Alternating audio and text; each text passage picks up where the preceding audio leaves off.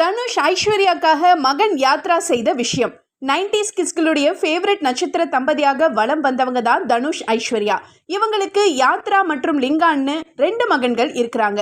ஒரு சில கருத்து வேறுபாடு காரணமாக பரஸ்பர டைவர்ஸ் வாங்கி இவங்க பிரிஞ்சாலும் அப்பா அம்மாவாக மகன்களுடைய முக்கியமான நிகழ்வுகளை ஒன்னா கலந்துக்கிறாங்க. மேலும் லேட்டஸ்டா தான் மூத்த மகன் யாத்ராவுடைய ஸ்கூல் கான்வகேஷன்லயும் ஒன்னா கலந்துக்கிட்டு ரசிகர்களை ஆச்சரியப்பட வச்சாங்க. இந்த நிலையில தனுஷ் நடிச்ச திருடா திருடி படத்துடைய டைரக்டர் சுப்பிரமணிய சிவா எக்ஸ் பக்கத்துல ஒரு முக்கியமான பதிவை வெளியிட்டிருக்கிறாரு. அதுல ஒரு முறை கேட்டேன், தம்பி உன் செல்போன்ல உன் அப்பா பேரை என்னன்னு சேவ் பண்ணி வச்சிருக்கேன்னு கேட்டேன். காடுன்னு சொன்னாரு. அம்மா அப்படின்னு கேட்டதுக்கு காடஸ் அப்படின்னு பதில் சொன்னார். இப்படி சொன்ன பண்பட்ட தங்கத்துடைய பேர் தான் யாத்ரான்னு பதிவிட்டிருக்கிறாரு.